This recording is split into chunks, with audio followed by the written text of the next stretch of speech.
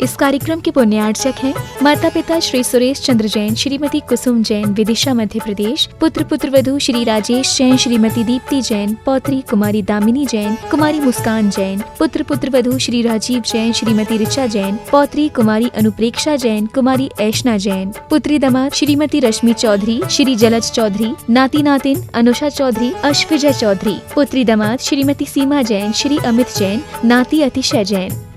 ओम नमः सिद्धेभ्यः। जय श्री ओम नमः सिद्धेभ्यः। पंच परमेष्टि भगवान की। देखें सभी लोग, कोई भी तीर्थ क्षेत्र जो महान आत्माओं से स्पर्शित होता है वो स्वतः ही महान हो जाता है। एक क्षेत्र वह होता है जिसकी भूमि भक्त अपनी श्रद्धा से चुनता है, अपनी आस्था से उस भूमि को भगवान के योग्य चुनता है। और एक व्यक्ति वह होता है, एक क्षेत्र वह होता है जिसे भगवान स्वयं चुनते हैं। दो प्रकार के तीर्थ क्षेत्र मिलते हैं, एक भगवान स्वयं बनाते हैं और एक भक्त बनाता है। भक्तों के क्षेत्र तो सारी दुनिया में बहुत बहुत बने हुए हैं, बन रहे हैं, लेकिन भगवान के द्वारा चयनित भूमि दो रूपों में रहती है। एक भूमि वह है जहाँ पर भगवान स्वयं मोक्ष प्राप्त करते हैं, जिन्हें सिद्ध क्षेत्र कहते हैं। दूसरी भूमि वह है भगवान केवल ज्ञान प्राप्त करने के बाद ऐसी पावन पुण्यात्मा भूमि पर उपदेश देने के लिए ठहरते हैं। सारा आर्यावर्त पड़ा है, कहीं भी रुक सकते थे, लेकिन वो भूमि अपने आप ही इतनी पावन पवित्र होती है कि भगवान उपदेश के लिए उस भूमि का चयन करते हैं। राजस्थान के अंदर मात्र दो भूमियां हैं जिन्होंने भगवान ने स्वयं चयन किया। भगवान ने उस भूमि को अपने योग्य समझा। एक तो तपोवन तीर्थ क्षेत्र बुजोलिया, जहां पर उन्होंने तप करके केवल ज्ञान को प्राप्त किया था और 40 दिन तक वहां अपना समोषण स्थापित कर दिव्यधुन की। उसके बाद रास्ते में ना जाने कितने स्थान रहे होंगे, लेकिन दूसरी दिव्य देशना उन्होंने विहार करके ये चौलेश्वर पारसनाथ की भूमि को चयन किया। पहले यह भूमि मात्र एक पहाड़ी एरिया था। आज से लगभग 2855 वर्ष पहले पारसनाथ बिजोलिया से गगन विहार करते हुए इस पहाड़ पर पधारे। इस चारों तरफ ये पहाड़ का इतिहास है कि चारों तरफ राजस्थान की सबसे घनी जैन आबादी थी, तो वह चौलेश्वर पारसनाथ के चारों तरफ। पूरे राजस्थान का सर्वे हमने देखा, इतनी निकटवर्ती, इतनी घनी बस्ती जैनियों की अन्य कोई एरिया में नहीं है, चौगले में नहीं है। ये पारसनाथ का जो चौगला है, इसमें हर छोटे गांव में और हर निकट इतनी घनी बस्ती भी कहीं नहीं है जितनी घनी बस्ती पारसनाथ चौगले के आसपास के है, उतनी घनी राजस्थान में जैनियों की और नहीं है। तो इतनी घनी बस्ती 2855 साल पहले इस एरिया की रही है और उन सबके पुण्य से भगवान पारसनाथ इस भूमि पर, इस पहाड़ी पर पधारे। ये चूलगिरी कहलाए। तो चूल पर जो भगवान पधारे तो पारसनाथ का नाम यहाँ चूलेश्वर रख दिया गया और चूलेश्वर से वो चौलेश्वर बन गया। संस्कृत में अपभ्रंश होते ही ऊ का वाह हो जाता है, तो चूलेश्वर था तो चौलेश्वर पारसनाथ हो, धीरे धीरे करके। तो ये पारसनाथ के द्वारा स्पर्शित भूमि लगभग 21 दिन तक भगवान पारसनाथ इस पारसनाथ, चौलेश्वर पारसनाथ की भूमि पर विराजमान करके दिव्य देशना की। यहाँ से विहार करके जो अभी इतिहास मिला है, सीधे यहाँ से मध्य प्रदेश में नैनागिर के लिए विहार हुआ और नैनागिर में जाकर के भगवान का समोषण लगा। तो अपन यहाँ की बात कर रहे थे, चौलेश्वर पारसनाथ भगवान ने तो चुन लिया, लेकिन काल आदि के परिवर्तन के कारण से अनेक अनेक प्रकार की स्थितियां बनती हैं, लोग धीरे धीरे विस्मृत हो जाते हैं और जब विस्मृत होते हैं तो अनेक प्रकार के विसंवाद खड़े हो जाते हैं। बाद में सरकार की नीतियां बदल जाती हैं। ये पूरी जितनी पहाड़ियां हैं, इस सारी पहाड़ियों पर भगवान का समोषण लगा था। कम से कम 15 किलोमीटर एरिया में समोषण था, 15 किलोमीटर एरिया में। ये जहां अपन बैठे हैं ये तो भगवान की गंधकुटी ही रही होगी। 15 किलोमीटर का एरिया था, 15 किलोमीटर का ये पारसनाथ भगवान की भूमि थी। जैन समाज की सुप्तता के कारण से ये सारी भूमि फॉरेस्ट के अंतर्गत पहाड़ी चली गई और वन विभाग जो 1965 में आया विशेष रूप से लागू हुआ। हमारे पारसनाथ तो 2855 पहले इस भूमि को अपने लिए चयन कर चुके थे, लेकिन फिर भी उन सब परिस्थितियों को देखते हुए आज ये 100 बीघा का प्रांगण में पारसनाथ का ये वैष्णोदेव मंडप, वैष्णोदेव तीर्थ क्षेत्र के नाम से इसको घोषित किया गया। हमने कल भी कहा था, सबसे पहले धन्य वो हैं जिन्होंने पारसनाथ की भूमि को, जो दूसरे लोगों के पास चली गई थी, किसानों आदि के पास, उनको मुआवजा देकर के पारसनाथ की भूमि पारसनाथ तीर्थ को समर्पित कर दिया। स्वयं की भूमि जब चली जाती है तो लोग नाना प्रकार के लोग करके उसको लेते हैं। ये पारसनाथ की भूमि जैसे हुआ हो कानून में, विधि में, किसान लोगों की खातेदारी में थी। उन सृष्टि वर्गों ने, उन दातारों ने इस सारी जमीन को उन किसानों को मुआवजा देकर खरीद करके और पारसनाथ को 100 बीघा जमीन समर्पित कर दी। और इस भूमि के अंदर सेकंड नंबर पर वो जो इन्होंने आज जिनालय बनाने का संकल्प किया, जो इसमें नाम है, उत्तर भारत से तो बहुत जिनालय बनते हैं, लेकिन मुख्य जिनालय यहां दक्षिण भारत की एक माता के द्वारा बना है। अभी उन्होंने अपना नाम दक्षिण भारत का रूप बेंगलुरु लिखा है। तो दक्षिण में एक मां के कारण बेटे ने, चामुंड राय ने गोमटेश बाहुबली स्थापित किए। यहां भी एक मां की भावना रखते हुए उनके बेटे ने मुख्य जिनालय बनाने का लिया। उसको वो चौलेश्वर का चामुंड राय बन गया। एक गोमटेश बाहुबली के चामुंड राय थे, एक चौलेश्वर में मुख्य जिनालय बनाने का संकल्प किया और ये पंचमुखी जिनालय है। तो दूसरे लोगों ने भी 4 जिनालय और 24 जिनालय जो बनाने के भाव कर रहे हैं। और जो नंदीश्वर द्वीप जो बन रहा है, बहुत बड़ी चीज। मैंने कहा ना, 30 क्षेत्रों पर अपन मंदिर बनाते हैं, बनना ही चाहिए, लेकिन गुड बेटर बेस्ट उस भूमि पर मंदिर बनाना जो भगवान के द्वारा स्वयं चयनित की गई, भगवान ने स्वयं स्पर्शित किया हो और बहुत लंबे काल तक जिनका प्रवास किया हो, वो भूमि तो वैसे ही वंदनीय। हम मुनिराजों के द्वारा भी केवल ज्ञान स्थली और जहाँ से निर्माण करते हैं वो भूमि, हम मुनिराज लोग भी उस भूमि को नमस्कार करते हैं, नमन करते हैं। सिद्ध भूमि का तो सभी को मालूम है, करते ही हैं, लेकिन केवल ज्ञान स्थली भी उसी प्रकार पूजनीय होती है जहाँ भगवान केवल ज्ञान लेते।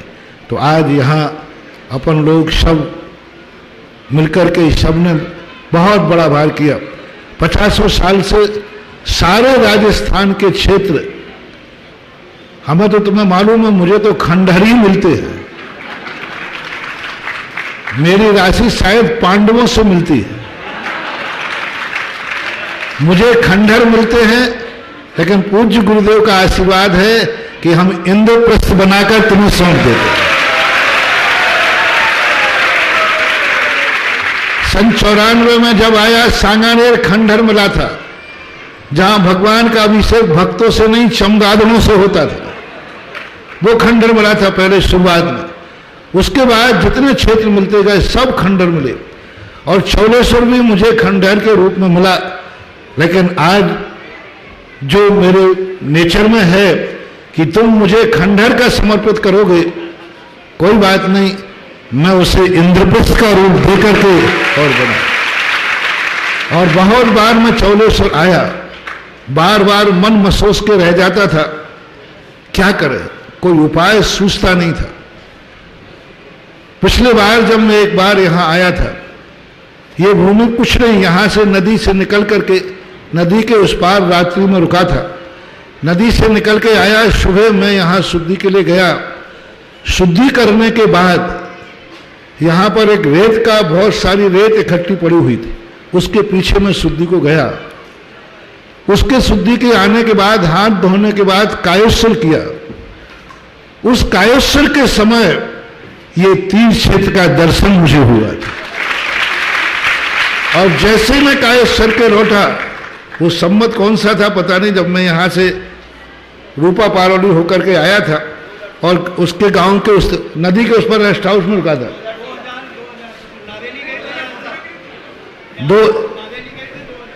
2016, जो भी सन आप देख लो।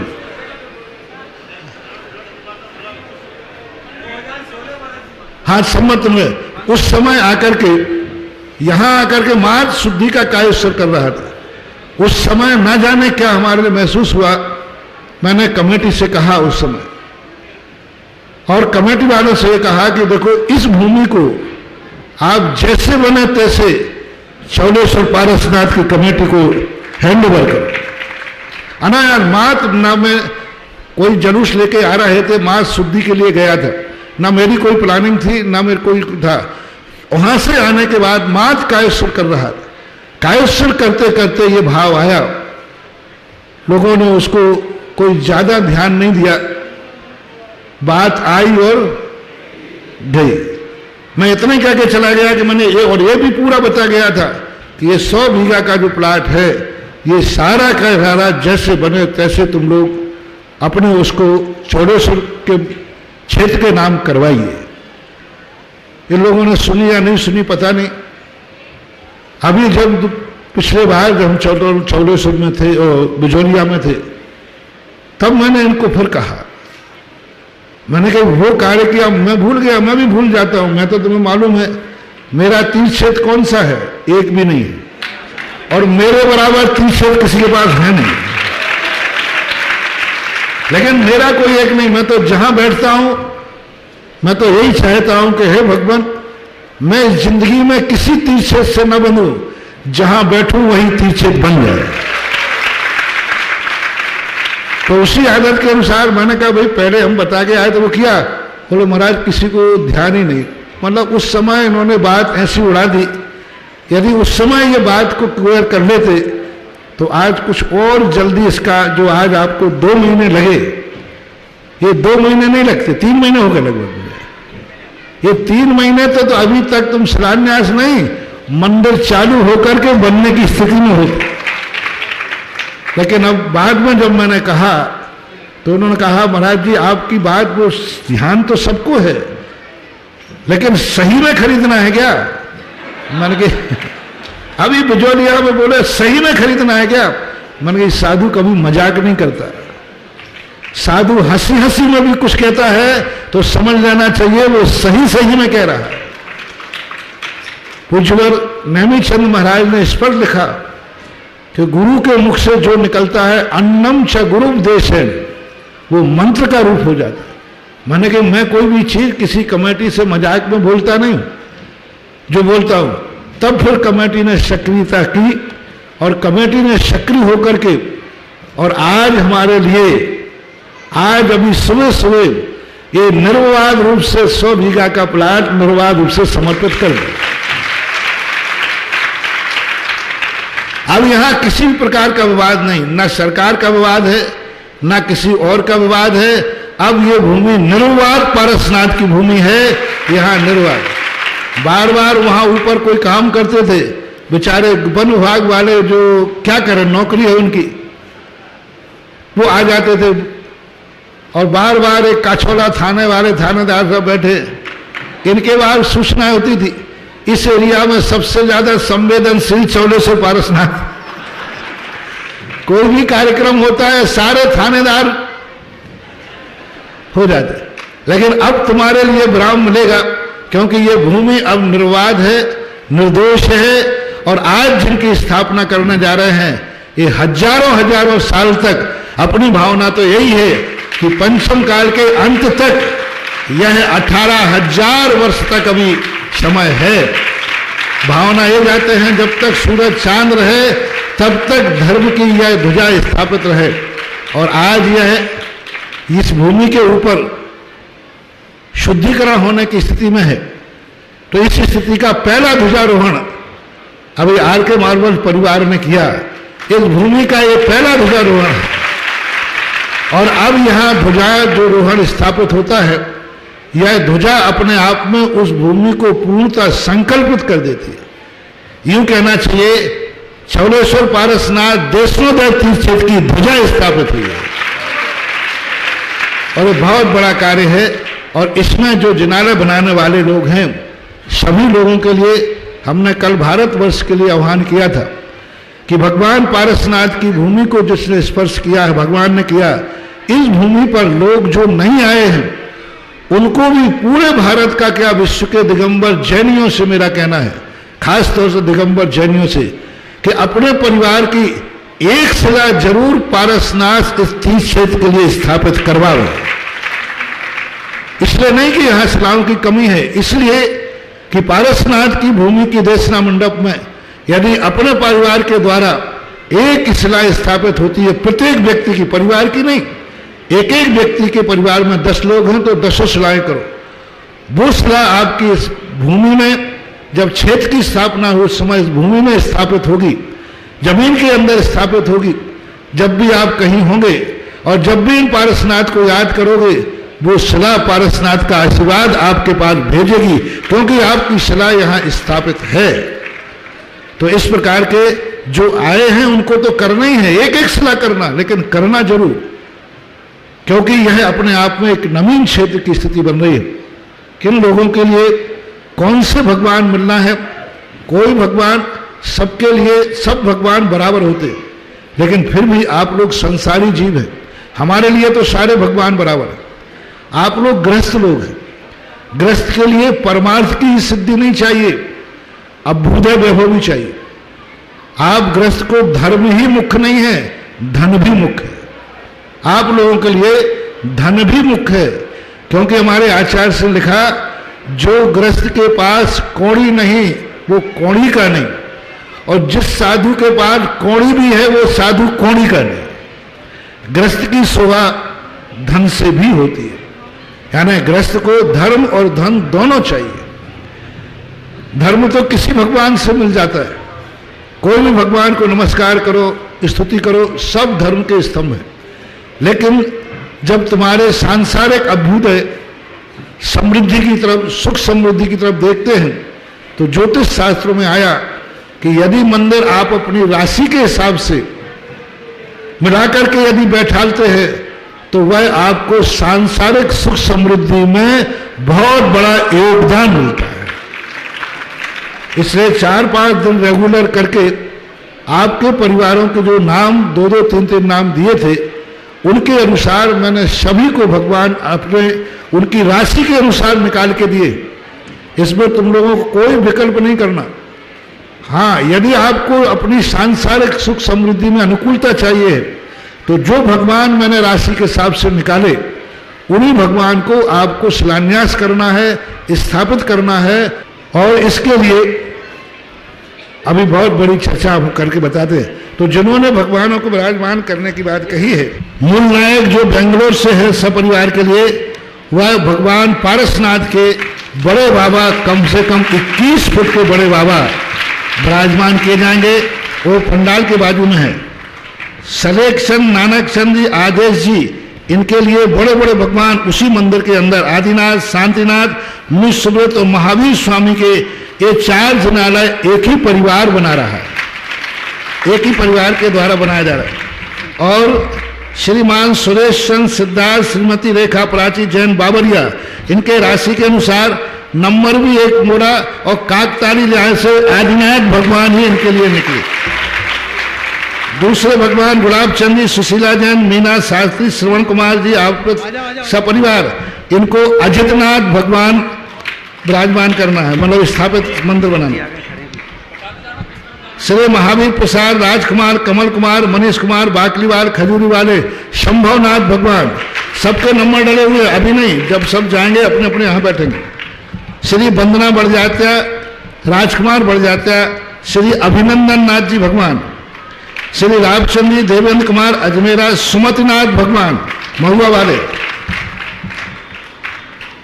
श्री शांति कुमार, अनिल कुमार, मुकेश कुमार, कमलेश, राजेश, अंकुश, आर्जव, आगम, आरव, अनंत, अर्घ, समस्त अजमेरा परिवार महुआ वाले, पदमपुर भगवान, श्रीमती लाडा देवी, प्रकाश संजी, ललित, कैलाश, अक्षत सौरव, अक्षत पक्षक, महिमा गंगवाल, पंडेर वाले, भीलवाड़ा, सुपार्शनाथ भगवान, श्रीमान रमेश चंद्र, मुकेश कुमार, विजय, संजय, चंद्रप्रभु भगवान इंदौर वाले, श्री उदयलाल जी, जम्मू कुमार, पारस बज, खजूरी वाले, पुष्पदंत भगवान, इसमें विनोद बोलना पहले, विनोद कुमार जैन, श्रीमती शकुंतला देवी, श्रीमान नंदलाल, सुरेश, सोनू, हिमांशु, शुभम, चिराग, कोठारी, पाटनी, भीलवाड़ा, श्री शीतलनाथ जिनालय। देखो ये अभी तक मैंने किसी को बताया नहीं, मेरे पास ही रखा था, इसलिए श्रीमान बसंतीलाल, सुशील कुमार, मनोज कुमार, वीरेंद्र कुमार, कोठारी, श्रियांशनाथ भगवान, श्री विमल कुमार, शांतिलाल, मनोज कुमार, विवेक, दीपक, भव्य, दक्ष, मनीष, जीनय, बाकलीवाल परिवार, खजूरी वाले, कोटा, बासूज भगवान, श्रीमान संतोष कुमार, चंद्रप्रकाश, अनुराग जैन, गोधा, बागुदार, पारोली वाले, विमलनाथ जी भगवान, श्री पदम जी, नवीन, मुकेश, राहुल, साहिल, वरुण, आदित्य, अनंत जैन, प्रतापनगर, सांगानेर, जयपुर वाले, अनंतनाथ जी भगवान, श्री जनवाणी चैनल वालों ने गुप्तदान बोला था, धर्मनाथ जी भगवान, अब किसकी तरफ से है उनका, हस्ते उनके आया था, अब किसी और का भी हो सकता है, हस्ते उनके है। श्रीमान सुरेंद्र कुमार, बीना जी, सत्येंद्र जैन, सूरज देवी, अनिल कुमार, नीलम जैन, श्री शांतिनाथ जी भगवान, श्री कुंठनाथ जी भगवान, श्री कैलाश चंद, त्रिलोकचंद, चेतन प्रकाश, निर्मल कुमार, रोहित, बागुदार, कुंठनाथ जी भगवान। गुप्तदान एक भगवान आए हैं और उनके हस्ते है अशोक पाटनी, वो अरहनाथ भगवान, नाम हमें भी मालूम है और अशोक जी को मालूम है, उस नाम से अरहनाथ भगवान जो बैठेंगे, जो 3 पद के धारी थे। श्रीमान चांदमल जी, भागचंद जी, महावीर जी, धर्मचंद जी, विमल, महावीर, गुलाब चंद, पारस, महेंद्र, धनराज जी, निर्मल, मुकेश, राकेश, सोनू जैन, लोहारिया परिवार, खजूरी वाले, मल्लीनाथ भगवान, श्री बुद्धिचंद, महावीर प्रसाद, भागचंद, कैलाश चंद, महेंद्र, पारस, चंद्र प्रकाश, अनिल, सुनील, प्रीतेश जैन, मनीष, अमित, आशीष, सौरव, अनंत जैन, आर्जव, नैतिक, पलासिया वाले, मुनीष सुब्रतनाथ भगवान, श्री भागचंद जी, डॉक्टर सुतीश जैन, अंकुर, कॉलोनी, मकरोनिया, डॉक्टर सुधीर कुमार सागर वाले हैं, उन्होंने भी भगवान दिया, नवीनाथ भगवान,